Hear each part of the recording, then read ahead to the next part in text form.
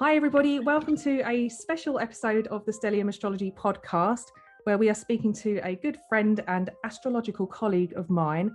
I'm your host, Stephanie James, and I'm the founder of stelliumastrology.com and this podcast. And I also used to write horoscopes for Elle magazine, and I now teach the occasional class for the London School of Astrology, which is a nice connection with the guest that I have to speak to today, who is Fernanda Paiva, who used to be a student at the London School of Astrology when I attended. How are you doing, Fernanda? Yeah, I'm very good. Hey, really good to be here. Yeah. Yes, it's lovely to have you on. I've always wanted to have you as a guest, so the fact that we're actually getting together now is really lovely. And just a little brief thing about Fernanda. She has been teaching classes and workshops, all astrology related. She's just finished doing a series of 3 classes. She prefers to do short courses, but I'm sure she'll explain some of that in a little while and tell us why. And if you want to catch up with some of Fernanda's work, she has a really awesome blog that I'm subscribed to, and I read every single time she puts something up, called Hitchhiking Stars. So how are you, Fernanda? And let's talk about how you got into astrology. Yeah, sure. I'm doing really well. Like I said, just really happy to be here, and very nostalgic as well. As 7 years back we were studying together, so it's really nice to see you. Yeah. So how did I get into astrology? Well, as usual, that's a long story, as in like I can't remember when I wasn't interested in astrology. It's like one of these things. So I think since very early age, since I was a kid, I guess, like my favorite cartoon was the Knights of the Zodiac. And, I used to consume all of this. I don't know if you had that in England, but we certainly had that in Brazil, like those little Zodiac horoscopes magazines. They used to be small and cheap. And I just consumed all of them because I was so interested, and I couldn't help. I just didn't think that could be a profession. So I never thought about becoming a professional astrologer or anything like that. But I was really drawn to the symbolism and the, astrological knowledge and all of that.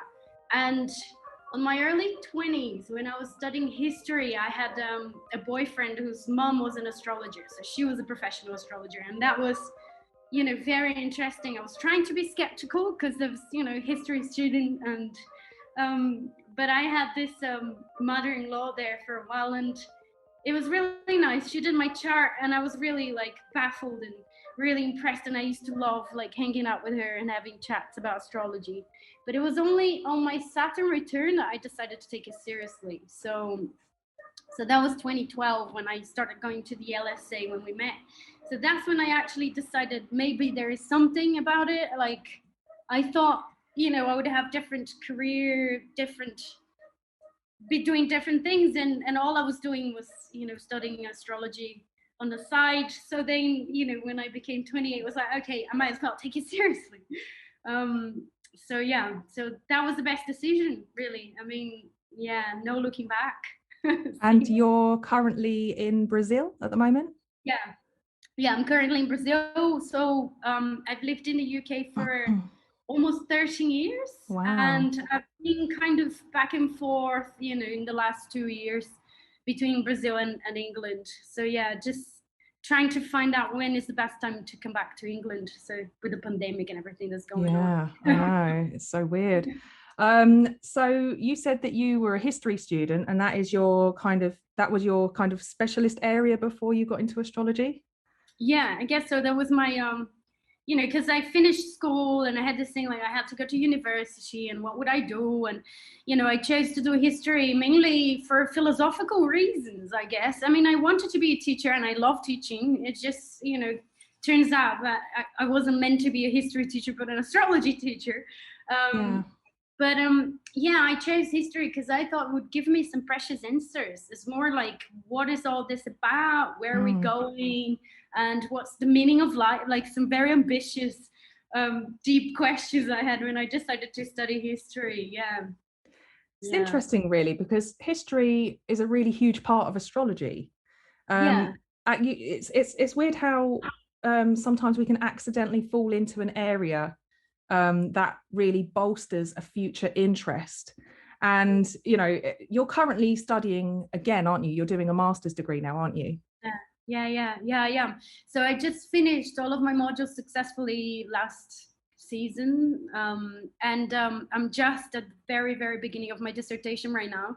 And it's exactly what you just said. It was like this very interesting synchronicity that happened in my life, because if I didn't do history, then it would have been a lot harder for me to do this master's now. So it's a master's in Cultural Astronomy and Astrology at the University of Wales. So it really blends in like two areas, like the, first degree in history and all of the astrological studies as well, and kind of, combine nicely. Yeah. So I've got listeners from all over the world in this podcast that tune in and listen to me from, I'm so surprised at the corners that I'm reaching, so many different places. And I've got people who have sent in their chart details and told me kind of what level of astrology they're at. And some people are kind of like seeing clients themselves, and some people are absolute beginners as well. So it attracts quite a lot of people. But I don't know how many of my listeners would know that there's actually a degree out there that is focused on astrology. I know when I heard about that was like a kind of revelation. I was like, I can get a degree in astrology. I don't actually have the attention span, I don't think, to actually study a degree in astrology. I would love to do it. I think it's about timing for me. And it's so far at this point in my life, I've just not had, the timing's not been right. But I one day, if they still do that course, I would still love to study it. But I'm always asking you about this degree course anyway, but I would like you to explain a little bit about your dissertation, just to tell some of our listeners what it is that you're actually trying to search for answers for in this area. Yeah, sure.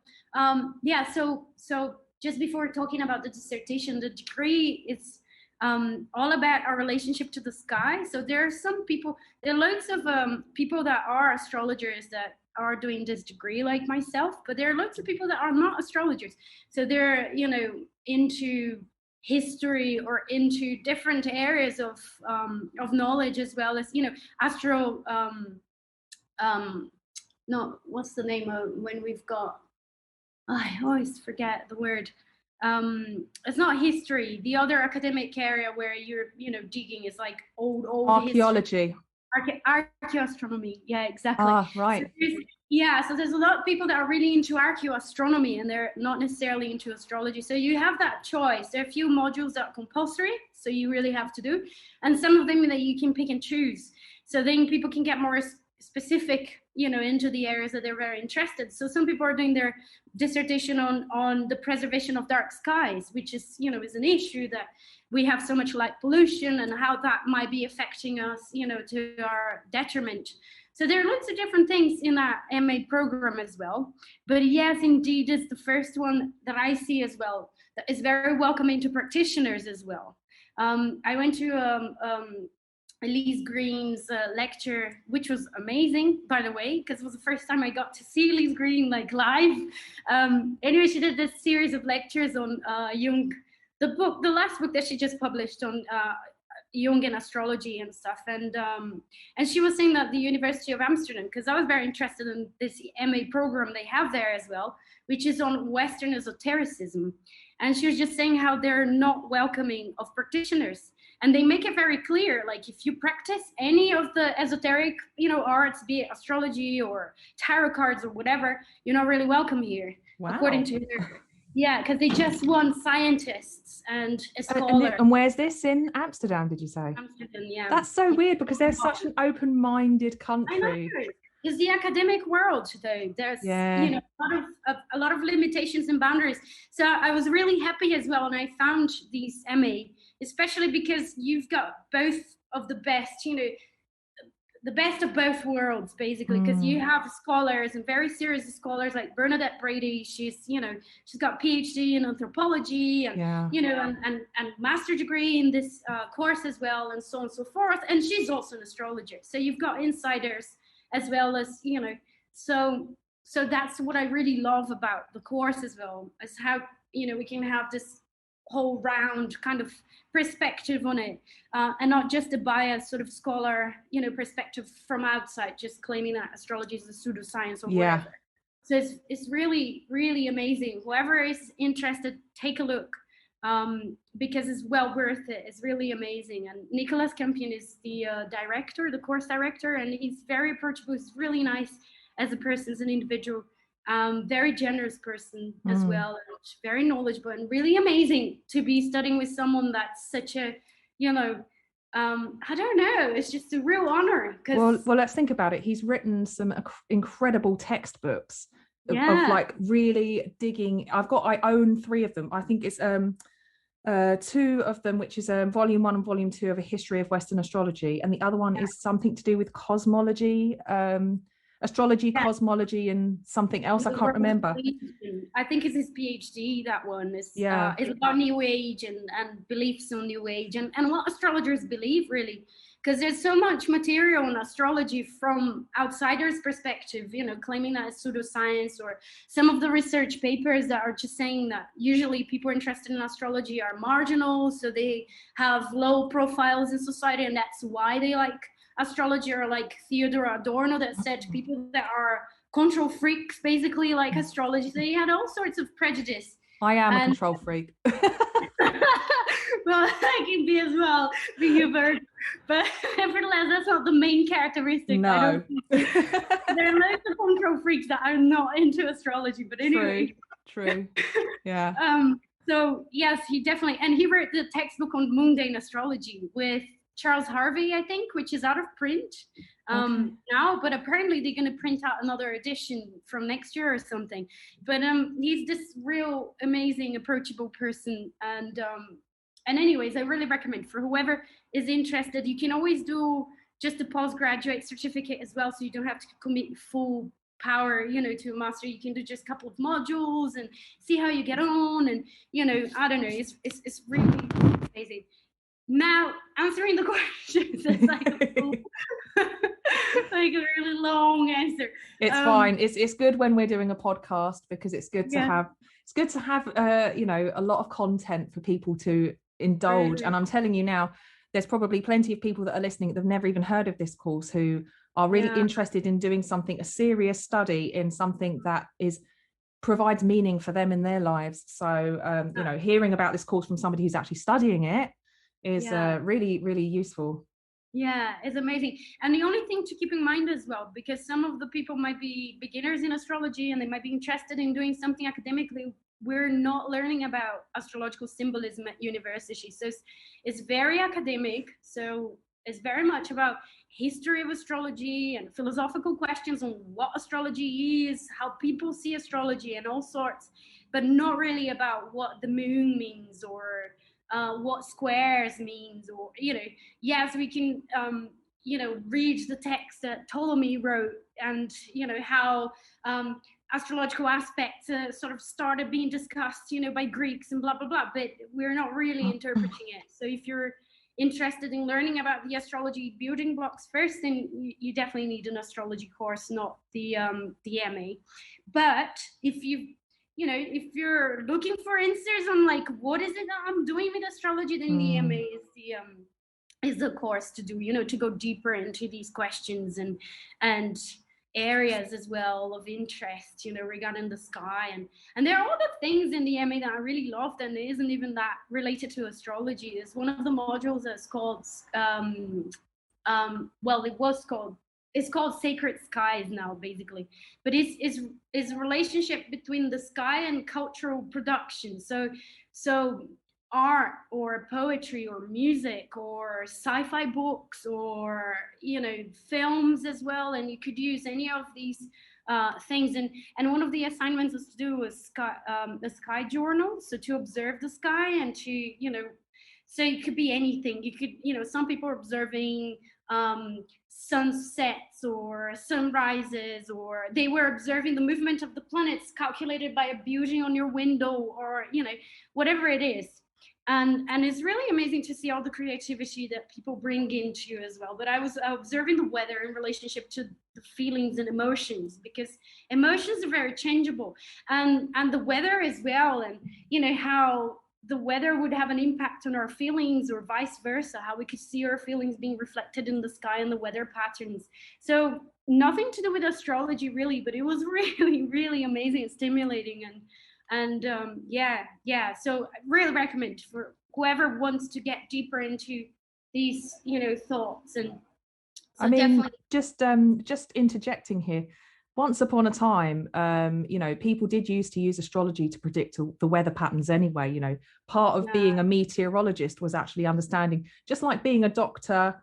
Many professions relied on astrology being a heavy kind of influence in that area too. So, looking at mood and weather and connections between that, but also thinking about how we've discussed it at the LSA, probably with Frank, how Mercury retrograde usually ushers in different types of seasons and the changes in the weather. The most recent Mercury retrograde, we have had an awful lot of snow in the UK. That just came it was just like, oh, there's going to be snow next week. And it was like, poof, everywhere got snow randomly. So there's kind of a connection still, as disconnected as that may sound. Sometimes you don't have to be studying astrology to be making the connections in that sense. You can be looking elsewhere and these connections will still come to you. Yeah, definitely. That's a very valid, important point there. Definitely. Astrology used to be used for so many things until it got sort of divided and into the science of astronomy and the pseudoscience of astrology. But you're right, you're totally right. Now the huge circle of answering going back to your question about my dissertation is so basically I thought about pursuing this idea of the emotions and the weather patterns because it's very poetic and it's really lovely, and I wanted to I was really seeing as identity as well, and part of our identity creation and cultural weather, our cultural inheritance as well in terms of weather, because I'm a very different person in Brazil compared to England, and obviously the weather is very different as well. But I decided not to pursue that because I really wanted to contribute to astrological, to the astrological community somehow, because that's definitely what I want to be doing. I have no doubts, around my career sort of direction. I might be adding other elements to it, but definitely astrology is a great, great passion. And I really love what I do. So I decided to do something that involves astrology more rather than just something as poetic as, the sky and the emotions and stuff like that. So I decided to do qualitative research. So I'm very, very early days. I did I kind of did the modules in a way that I could have extra time with my dissertation, so I could really take my time with it and do something that really feels right rather than just speed up and do it in 6 months. And I really wanted to indulge in it as well.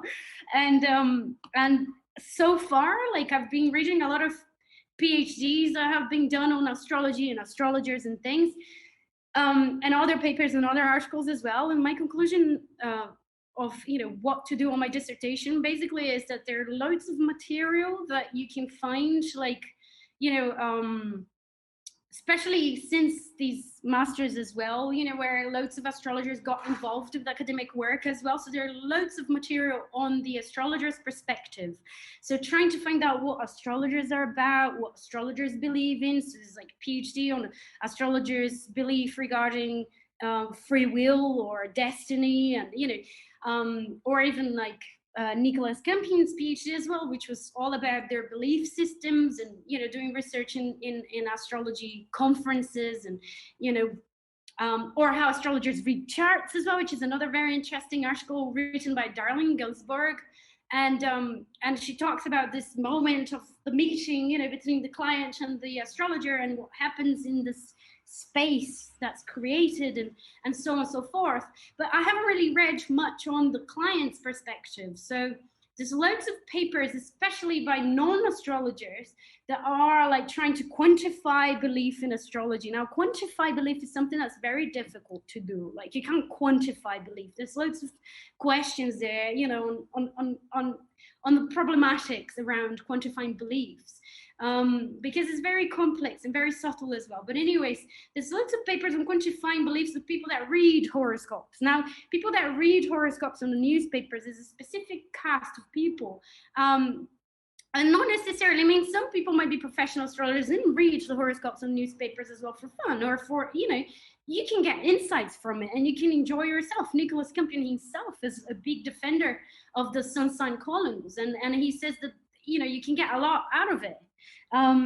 So but people that only read horoscopes are very different from the people that actually pay astrologers for it. Because when you pay an astrologer for a consultation, you're really investing time and money and resources, into a service, rather than just grabbing, a newspaper for free and like quickly, And how many people do you have a conversation with that you mention astrology, and you've got two types of people really? You've got the ones who go, oh, I just think that's a load of rubbish, and then you've got that one person that goes, oh, I am so like my sun sign, and they talk about it like that's the whole subject.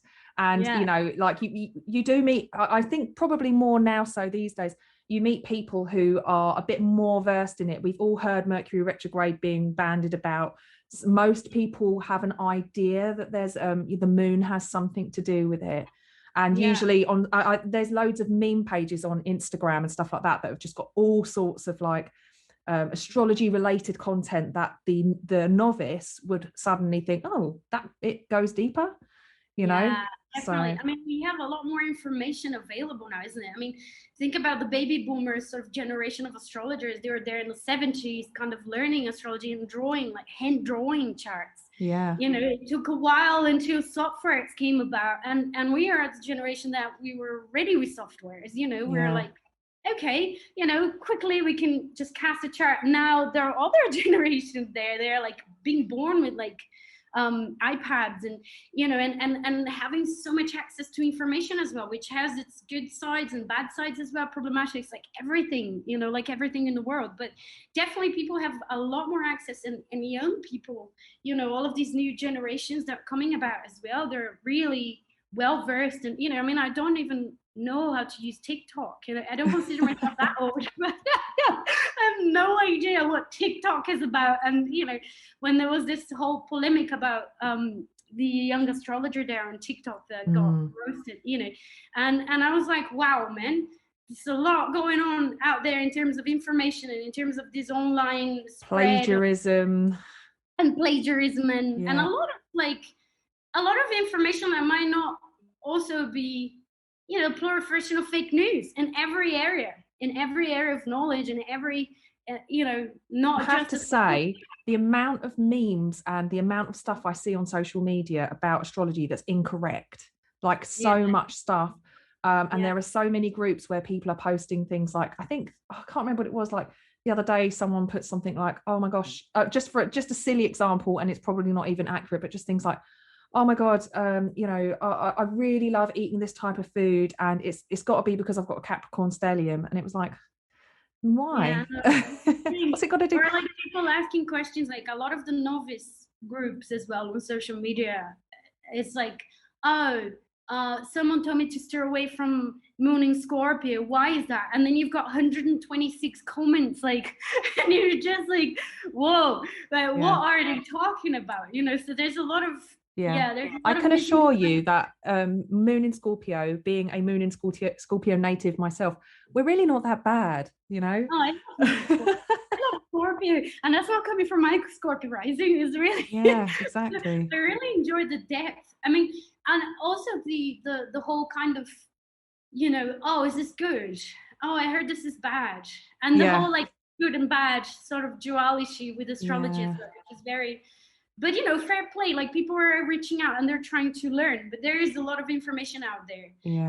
But anyway, so just to finish with the dissertation, I really wanted to somehow further research further about our role as astrologers, as in like, are we really providing a service that transforms people for good, for for the better, like for improvement for their lives as we claim to be doing, So I really wanted to hear what people that pay for astrologers have to say about their use of astrology, as in like, do they feel more connected with the divine by having a reading through someone?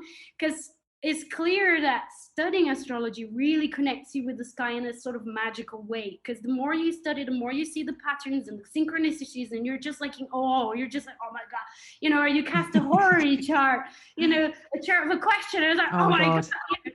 Every astrologer has experienced this, big kick that we have when the symbolism is picking up, and we're just like, it's this like sort of luminous moment. But what about the people that can't read the charts? What about the people that just use astrologers as the intermediate, between this magical subject and, themselves. So I really wanted to see if it is that magical, and if there is a way that we can improve our services as well by listening to the people and listening to their. Because you know what, I think it's interesting because I often think about astrology as cutting out the middleman between you and your personal divinity or God, but actually the people that use astrologers use us as the middleman. So actually it's putting you in a position of whether you want to or not, there's a sense of like either mentorship or priesthood about it. There's a book, isn't Liz Green book, isn't there? What's the book called? It's the healer, the astrologer, the healer, the priest. Yeah. It's something like that. It's just like three archetypes connected, like the healer, the priest, and it's very good, as I would say it is, because I'm, suspicious. I mean, these Green's books and material really speaks to me, like really resonates with, I read things and it's just like, whoa, every single book of hers that I've read or the lectures that I've paid for and I've been, I've listened to as well, it's just, there's always a moment that I need to close the book. Those books that you need to close it and you need to be like, okay, and just look out, like glaze out the glance out the window and just wonder a little, because it really blew your mind somehow. It's like a perspective that you haven't thought about before. So I have to say I have the same experience whenever I read Liz Green, and you did tell me about some lectures that I could get very cheap, and I completely haven't done that yet. The one from the Astrological Association. Let me get my charger because it's not working. 1 second. Okay, no problem. Yeah, the lectures at the Astrological Association, the recordings from like the 90s, late 80s. There's loads of really precious lectures there for you listeners as well, if you're interested. There are loads of recordings at the Astrological Association of Great Britain's website from past conferences, and there's loads of really amazing astrologers there. Harris Marcus and just to let the listeners know, the Astrological Association is a kind of an association for astrologers. It's the UK association, and I think membership is about £50 a year, isn't it? Something like that. Do you need to be a member to access those recordings? No, you don't. Oh, wow. Okay. So you can actually just go and buy them. Wow. To buy them, exactly. You just need to buy them, but they're very cheap. I think I bought, was it £5 maybe? Wow, that's very good value, especially for a Liz Green talk. And I was like, well chuffed. I was like, I can't believe I haven't found out that before. But there's also lecture by Gokilin. The Gokilins and the work they did. So there is an actual talk that they did, and that's like historical. I mean, I need to get that one. I haven't got that one yet. So the Gokilans, for the listeners, are kind of astrologer scientists who did research on planets. They basically cast charts for loads and loads of people that were kind of like the height of their profession, and they found that people who had like particularly sports, like Olympians maybe, or athletes that were really strong in their game, would have their Mars prominently placed within about 14 degrees of the midheaven, wouldn't they? To the eastern side of the midheaven, which is, if you're looking at the astrological chart, it's actually off to the left of the midheaven. And not just with sports and athletes, but also with scientists. I think that they found that there was a strong Saturn, didn't they? And I think with actors and politicians, it was Jupiter, wasn't it, actually? There's something about each planet placed in this specific zones that they called Gokilin zones, which is just before each angle. So 9th house just before the midheaven, and 12th house just before the ascendant, or 3rd house just before the IC, and the 6th house as well just before the 7th. Right. There's something about this area that has a very powerful influence on people's profession and what they would do. So I think 12th house had something to do with scientists and researchers of all kinds, and like going really deeper into stuff, but I can't fully remember all of it as well. No. But it's very interesting. Yes, yeah, very interesting. Very interesting, especially because from the traditional perspective, which is becoming more and more popular, traditional astrology, which I find interesting, but it's definitely not my main thing. Mm-hmm. But anyway, so from the traditional perspective, these houses are weaker. So because they don't make aspects with the ascendant, so the third house, the 6th, the 9, and the 12, they're known as like bad omen kind of houses. So it's interesting to see the contrast with the Gauquelin's, research and actually saying, well, maybe not bad, maybe there is actually an influence to people's professions instead, or I don't know. Maybe, I'm more on the positive side, I guess. Well, I think it's very, I think it might be our London School of Astrology humanistic background, where we're not so fatalistic, and the traditional perspective of astrology is very good or bad. And even on a Facebook conversation I saw the other day on a forum, they were talking about anaretic degrees being like the 29th degree being something of an affliction or bringing crisis. And there was a big debate about that on the thread, about whether or not it's the right thing to describe it as like bad and crisis and this, that, and the other, because so many people were talking about really positive things about it. And it's a case of, I think, we, as humanistic as I am, and I consider myself a humanistic astrologer, I don't necessarily see anything as good or bad, but just part of one thread that ebbs and flows and peaks and troughs. And sometimes we have experiences that are what we may say, we might say it's a positive experience, it was a good experience, it was a great experience. And we might have experiences that we think that was a bad time in my life, but ultimately the bad times in my life have formed part of who I am, part of what caused me to be stronger, to find my voice, to empower me in some way, and to never let myself get in those situations again. So was that a bad experience? I mean, I know there are bad experiences, but, ultimately, if we're looking at a chart and we see something like, do you remember when you got passionate and you don't normally do this, but somebody said something about if you have a square in your chart, then you are afflicted or something, and you had to like get involved with this online argument, which you don't normally do. Do you remember that? Well, I can't remember now, but probably. I mean, sometimes they do it because they can't resist, and they might be, part of my cycle as I come day 28. I think they said that it was if you have a Saturn square Venus in your chart or something like this, you'll always be poor. You'll never have any money. And you then went and looked for loads of people that were like successful who had Saturn Venus squares. Because it's such a base level interpretation of like what Saturn Venus can be. That. And it's very fear mongering. I mean, if you think about the people that come to see you, and they really don't understand that language. I mean, some of the people that come to see you, they will understand. They'll be like, oh yeah, I've been studying astrology as well. And that's a real treat, I think, when that happens. Yeah. Not that I don't like my clients that don't know astrology. I love them too, but it's a real treat to be able to, because then people ask you questions and a session becomes almost like a mentoring / astrology session. I really love that. But anyway, so, oh God, I lost my thread. But the Saturn square Venus we were talking about, and the argument. I know exactly, but it's just, I don't understand.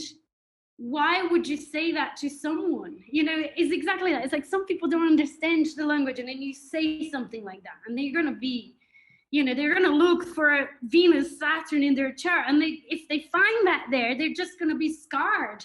Yeah. I mean, I love to see astrology, and I do consider myself a humanistic astrologer as well, definitely, like you just said.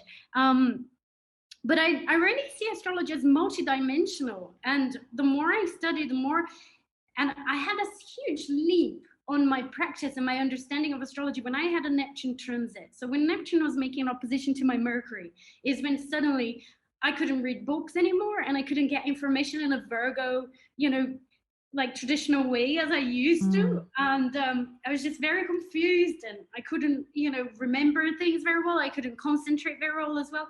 But I had these symbolic lectures in my dreams, and, and that's when I had the leap of really seeing the chart as one thing, rather than just looking for bits and just kind of dismantling the chart. So you just see it as one thing, and suddenly the picture starts kind of communicating with you.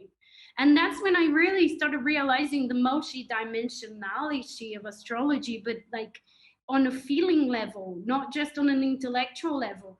And for me, when I'm teaching and when I'm answering questions to people, or when I'm doing readings for people as well, like this is one of the things that I always make a point on, reinforcing and telling people, because I see that as a very important thing, that astrology has, which is Venus Saturn doesn't mean that you're going to be poor. There's no simplistic interpretation that will be able to, embrace every potential meaning, because what we're talking is about symbols. I was reading this very interesting article these days, and she kind of nailed it as a PhD thesis on the importance of the dialogue, with the divine and astrological consultations and blah, blah. And she's an astrologer herself, which is great. When you read an insider's thesis, it's really like, because someone that knows what they're talking about from the astrology kind of perspective as well. But anyways, she, God, I'm talking about so many things. I'm losing. I know, we're so scattered. It's totally fine. But there was something I really wanted to say about this. About the difference between translation and interpretation. It's like translating the chart is what we learn first. So when we're learning the very, very early years of our, astrological journey, we're learning how to translate. So Saturn to this and Scorpio to that, and the first house is this, 12th house is that. But there is a moment which I just described with my Neptune transit to my Mercury, where we move on from translating it to interpreting it. And interpreting it brings the realm of Hermes here. It's not just about seeing the glyphs and like, oh yeah, this is the glyph of Saturn, which means this. And it's really getting into the realm of symbols, which is alive and charged with life and power and mystery. And we can't possibly describe a symbol. And, we can't stress all the potentials of a symbol in one, in one text or in one phrase or in one. So people should be really aware of that. It's like, sometimes Venus Saturn could be reflecting poverty, but could be reflecting poverty mentality. She could be reflecting so many things. Yeah. And it's with a square as well, it's like I've said with my listeners so many times, it's like that principle of the squeakiest wheel gets oiled first, because it makes a lot more noise than a trine would or a sextile. So you pay more attention to it. So if you do find yourself in a Venus Saturn situation where you do struggle with understanding your true worth and you always take jobs that pay less than you should, it will get to a point where you think it will force you to question your own value at some point, and you will push through the challenges, that the restriction and the limitation that Saturn applies to Venus, the planet of your own personal worth and your own value system. So not just addressing what you value yourself as, but what is true value to you. And this is why a square, usually when people go squares are bad, are actually usually really promising in a chart, because they show growth, areas of real growth. And it does disappoint me when I see people talking about things and telling other people that they're bad, because it's not a bad thing to go through trials and challenges in order to grow, as long as you recognize the lesson. No, totally. I think it was Donna Cunningham that wrote that, one of her books. I think it's the one about Pluto problems. And she does say that people get, she did say in that book that people get too distracted and they focus too much on the pain when they're going through Pluto, she was talking about Pluto in that book. So if you're going through a Pluto transit to your moon, to your Venus, to your whatever, and people tend to focus too much on the pain and how painful that period in your life is, and etc. She said the pain, and I loved her perspective, that the pain is just the kind of a side effect. It's a side effect of growth. So if you go to the gym and you're like, doing lifting, the little weights and whatever, and day after your arm's gonna be really achy. And that's because your muscles are expanding. So the idea is that we don't focus on the pain, it's like, it's there.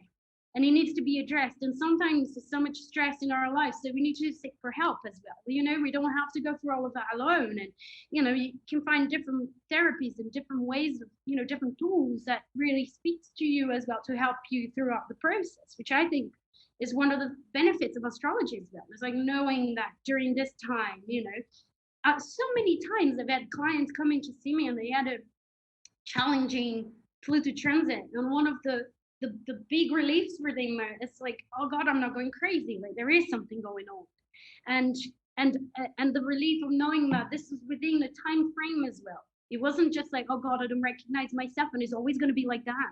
It's like, no, it's not always going to be like that. So it's like a nice reminder of cycles within cycles, and that there are timings, and it's about adapting to these timings, and making the most of it, and taking the challenge and growing. I mean, children feels a great amount of pain when they want something and they are denied, so if they want to eat all the candies, they're going to be screaming and kicking, and in their perspective they're feeling a lot of pain, but we know that that's the best. They're not going to get their teeth all rotten and bellyache and whatever. And I think this is a lot of the times what's happening with us in our lives as well, but obviously from an adult point of view, it's not about the candy, it's about relationships that didn't work out, and we're kicking and screaming and feeling awful, but that was the best. Ultimately, that's what had to happen, for us to look within, to move forward, to change our address, to whatever, to grow, as you were saying. So I find very difficult when people go into the good and bad, and I think that happens in a lot of the different areas of knowledge, because I have a cousin who is a dentist, and then we went for lunch once, and I was like, what? I was like, which one is bad, which one's good, which one's the best, worse? It's like the floss or that little brush thing that you put between your teeth, and it's like, well, there's no good or bad, and there's no better or best. I guess we're all guilty of it to an extent, aren't we? Yeah, and that was just made me laugh, because I thought about astrology when I heard him. I was just being like, some of the people that come to me like, oh, I heard this is bad, I've got Venus in Virgo, this is bad, or I've got, and it's like, no, I mean, it's good and bad. It's a very simplistic way of analyzing something. We're very complex, and it doesn't work like that. Yeah, exactly. So do you touch on some of these concepts when you're doing your workshops and your courses? Which concepts exactly? Pretty much talking about the good and bad stuff, or talking about interpretation as opposed to translating the chart, bringing it together. What is it you teach? Are you dealing with beginners who want to learn, or are you dealing with people who have a good basic understanding and helping them to bring it all together? Yeah, well, I started with the pandemic last year, because I had this idea I was going to get another odd job, but the universe had another plan for me. Yeah. So then I was like, okay, I was like under the pressure. I was like, all right. And my brother was like, who is the Capricorn? He's like, no, you have to teach the people. What are you doing? We're really bored at home. You should always listen to a Capricorn. Exactly. They're full of wisdom. It's brilliant, like, to get me organizing my career, seriously. He's like, what are you doing? You know a lot. And da-da-da. So I decided to start, those courses around that time. And I did a beginner's one. So I did a series of five classes on beginners. And then I kind of created this little, like, one of them just emailed me and said that, like, I'm really happy with our little astro community. We kind of created a little astro community because they just kept on following me for the next few courses. So I did, but most of them were introductory courses. So they're definitely not advanced, very advanced practitioners. But the one-off talks, they're more directed to people that are not necessarily, they've got their basics already. Yeah. So I did a talk for the Astrological Association on the Handmaid's Tale, the astrology of the Handmaid's Tale. I did several talks as well for different groups and different, the Kepler's College last month as well, on finding themes in the horoscope, which is something that I'm very passionate and really touches the translation interpretation thing. And it really talks about this thing. It's like there is a point when every astrologer usually goes through that there is a point when you actually see the chart and it speaks to you. You don't have to break it down. And I think that also happens with people that learn about tarot cards as well, because that happened to me with the tarot as well at certain points. It's like you're learning about the cards and you're learning about the symbolism and you've got your book, you're like, anyone wants a tarot reading and you want to practice, and you got your books around you and you're just constantly, okay, 6 of Pentacles, and you're constantly checking, and there is a moment when you actually don't need to check anymore, and you're like, boom. There's a moment when you just have to put the books down and you just have to rely on what you've collected. Yeah.